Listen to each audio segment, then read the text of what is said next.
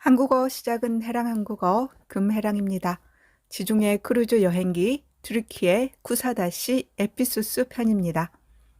그리스 아테네와 테살로니키 여행 후에 튀르키예 쿠사다시에 도착했습니다. 그리스와 튀르키예를 다녀보면 튀르키예가 훨씬 정돈되고 규율이 잡힌 듯한 느낌이 듭니다.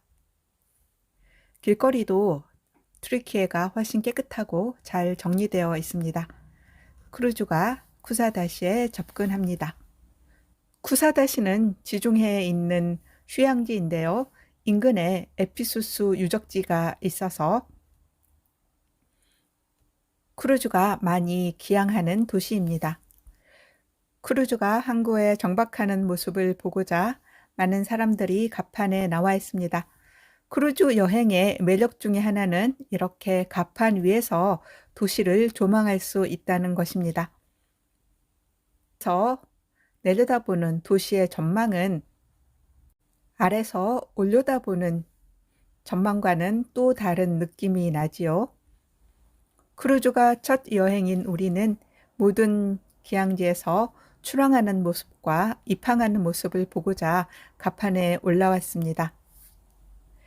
나라가 달라지면 터미널에서 입국 심사를 하고 터미널에 듀티프리 가게들이 있어서 쇼핑을 할 수도 있습니다. 쿠사다시는 에피수스 유적지와 가깝습니다. 세계적인 유적지답게 그룹 투어로 가는 사람들이 많았는데요. 우리는 버스를 타고 직접 가기로 했습니다. 버스는 별로 비싸지 않았고요. 에피수스까지 가는 길도 그리 멀지 않았습니다. 버스에서 내려 한참 걸어가야 에피수스 유적지가 나옵니다.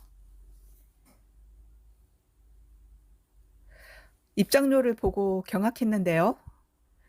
외부 관람은 40유로, 약 55,000원, 테라스 하우스 내부 관람과 박물관 입장이 포함된 입장권은 52유로, 우리 돈으로 약 7만 원이었습니다.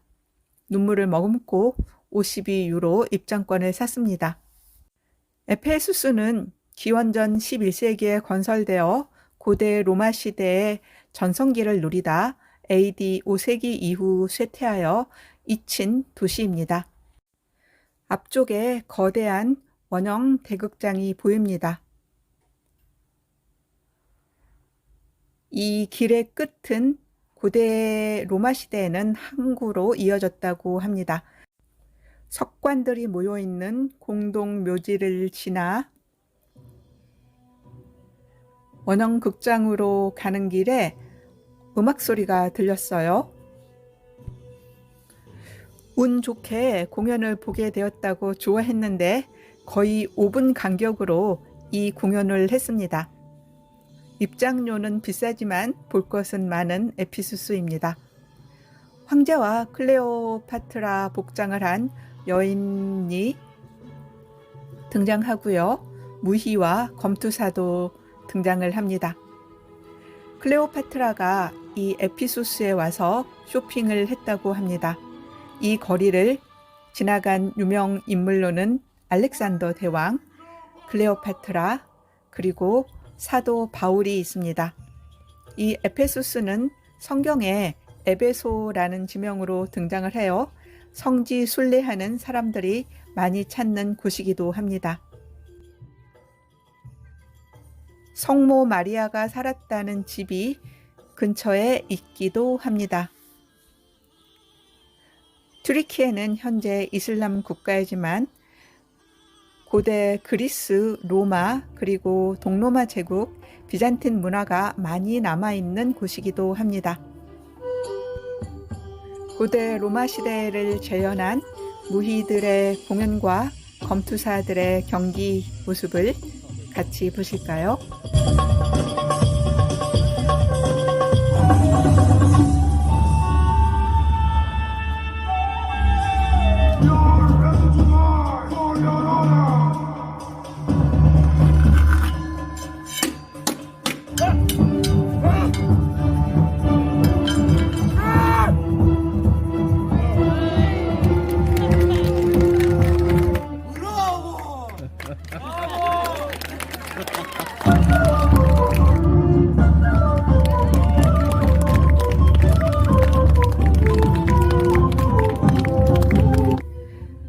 차에서 내린 사람들은 길 끝에 보이는 원형극장을 보고 그 위용에 감탄했을 것입니다. 이 원형극장은 1964년부터 복원을 시작해서 지금은 많이 복원된 상태입니다.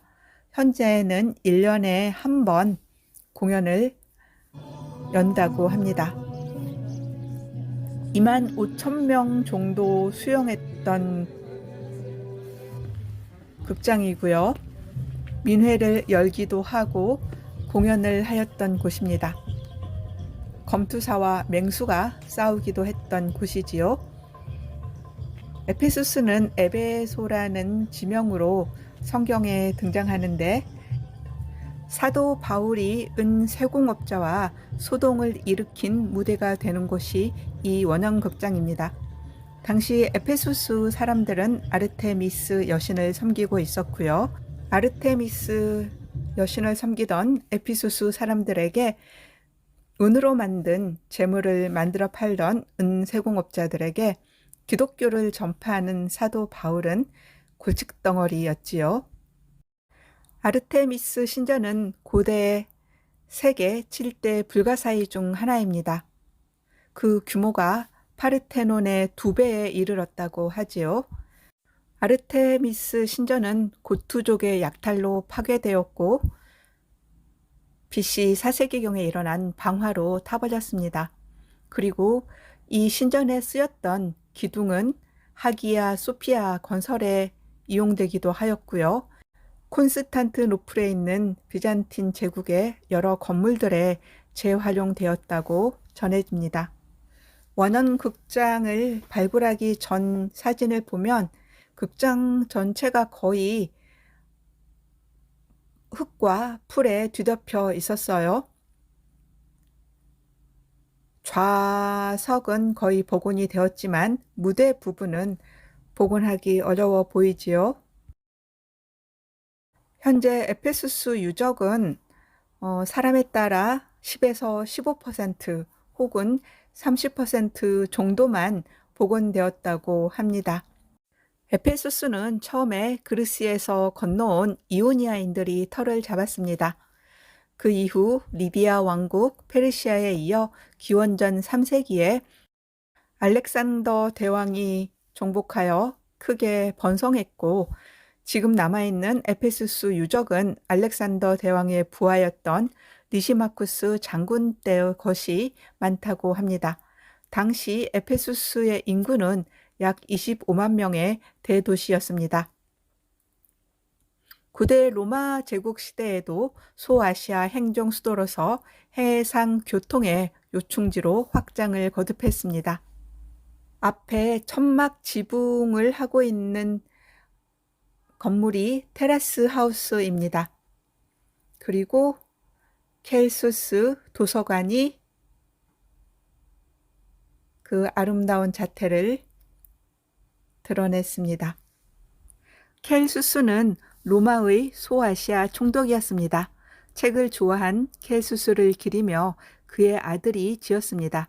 에페소스 켈수스 도서관은 알렉산드리아 페르가몬 도서관에 이어 고대에서 세 번째로 큰 도서관이었습니다.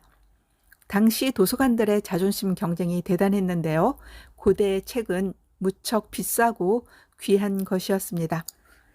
이집트는 파피루스 수출을 금지했고 에페소스는 상선이 들어오면 책을 필사한 후에 돌려줄 정도로 장서 확보에 정성을 기울였습니다. 에페소스 도서관에는 12,000 두루마리 장서가 보관되어 있었다고 합니다. 도서관 오른편에 있는 마제우스와 미트리다테스의 문을 통과하면 국제무역시장이었던 아고라터가 있습니다. 이곳에서 각종 물건뿐만 아니라 노예도 거래되었는데 그 규모가 지중해 최고였다고 합니다. 마제우스와 미트리다테스의 문은 황제의 노예였던 마제우스와 미트리다테스가 노예에서 해방된 후 감사의 표시로 제작했습니다. 도서관 바로 옆에는 홍등가가 자리하고 있었는데요. 홍등가와 도서관은 이 문 아래에 있는 지하 통로로 연결되어 있었다고 합니다. 켈수스 도서관은 3세기 고투족의 침입과 그 후 일어난 지진으로 파괴되었습니다. 1970년부터 터키, 독일, 오스트리아 고고학자들에 의해 약 7년간에 걸친 작업으로 복원되었습니다. 켈수스 도서관 뒤편에 보면 터키어와 독일어판이 있습니다.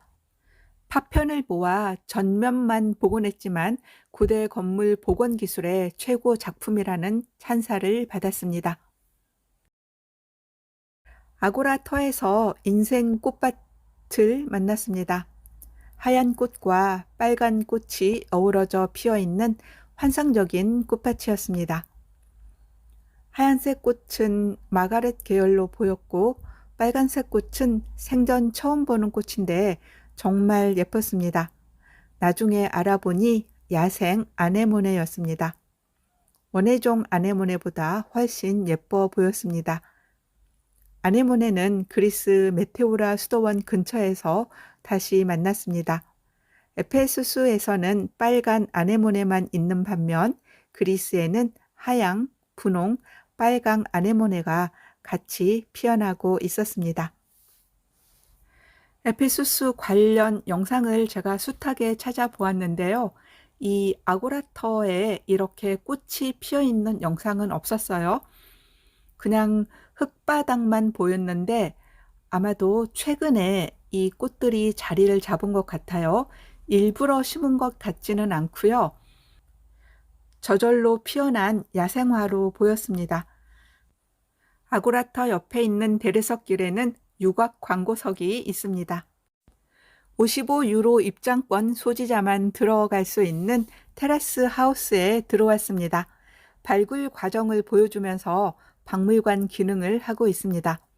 고대 로마 시대 귀족들의 주택 내부를 볼 수 있습니다. 화려한 모자이크와 벽화가 인상적입니다. 로마 시대 귀족들의 집이 오늘날 서민들의 집보다 더 크고 화려해 보입니다. 1967년에 복원을 시작했고 1999년부터 야외 박물관으로 만들어 관람객에게 개방하고 있습니다.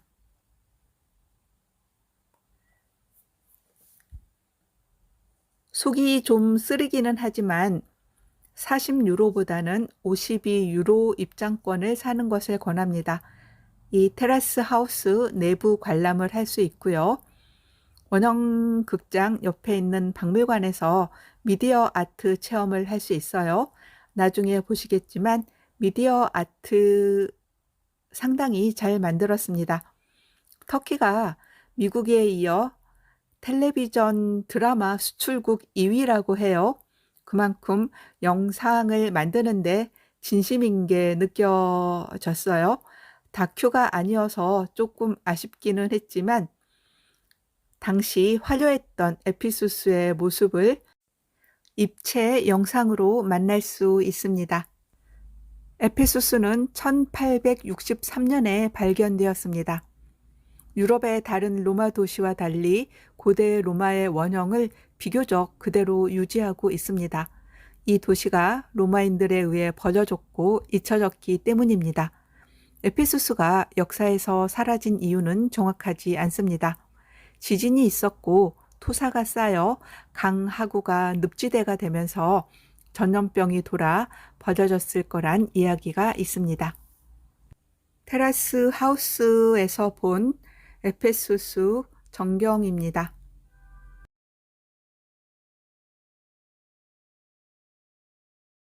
상류층들만 거주할 수 있었고 길 양옆으로 고급 주택가와 고급 상점이 즐비했던 거리입니다. 오데온인데요. 오데온은 반원형 극장을 뜻합니다. 영어 오디오가 오데온에서 왔지요. 외국 사절을 접대하거나 공연이 열렸던 곳이라고 합니다. 에페소스 어디에서나 귀여운 강아지와 고양이들을 볼 수 있습니다. 개 귀에 표지가 붙어 있는 곳으로는 보아서 조직적으로 관리되고 있는 것으로 보입니다. 그리스나 터키 고양이들은 굉장히 사람 친화적입니다.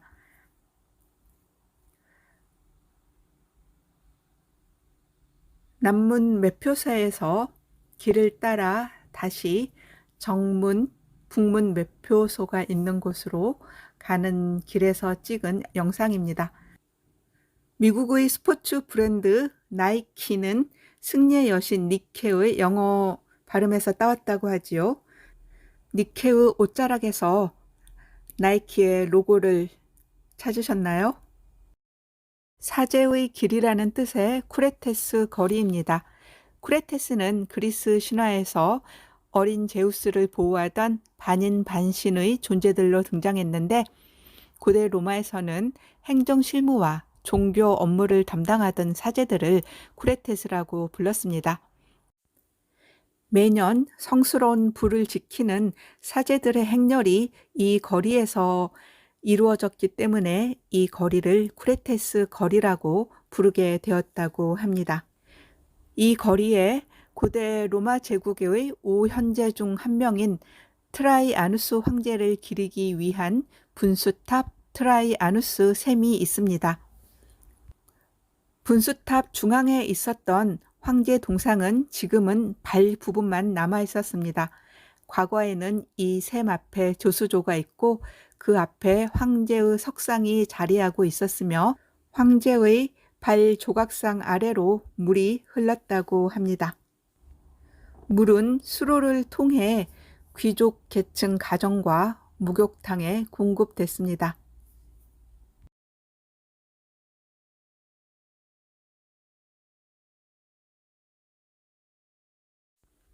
테라스 하우스의 맞은편에 하드리아누스의 문이 있습니다.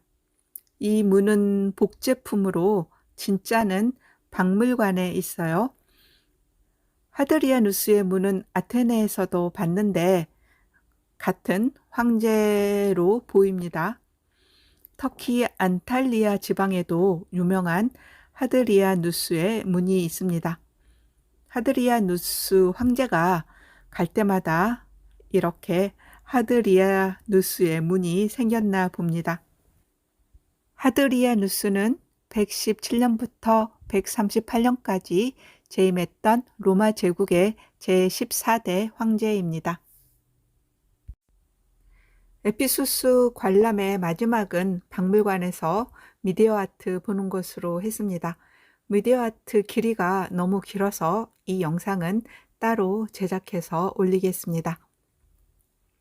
에피수스에서 나올 때도 역시 버스를 타고 왔어요. 버스 정류장이 따로 없었는데 아침에 내렸던 길 맞은편에 서 있으니 버스를 태워주었습니다. 버스에서 내려 쿠사다시 시내에서 스카프를 하나 샀습니다. 처음에 70리라라고 했는데 40리라밖에 없다고 하니까 40리라에 주었습니다. 그 스카프는 이스탄불 여행할 때 모스크 입장할 때 유용하게 썼습니다.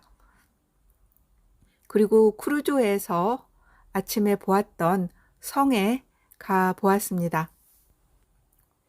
그리스 공원과 너무 비교되었어요. 그리스에는 공원이라고 할 만한 곳이 거의 없었고 꽃과 나무를 가꾼 곳도 거의 보지 못했어요. 트르키의 공무원들이 훨씬 기강이 잡혀 있고 열심히 일하는 것으로 보였습니다. 섬을 한 바퀴 둘러보았습니다. 그리스 식물원이나 공원보다 훨씬 정성 들여서 꽃과 나무를 가꾸고 있다라는 것이 보였습니다. 지중해에서 가장 예쁜 일몰을 보았는데 시간이 너무 짧았습니다. 쿠사다시 야경입니다.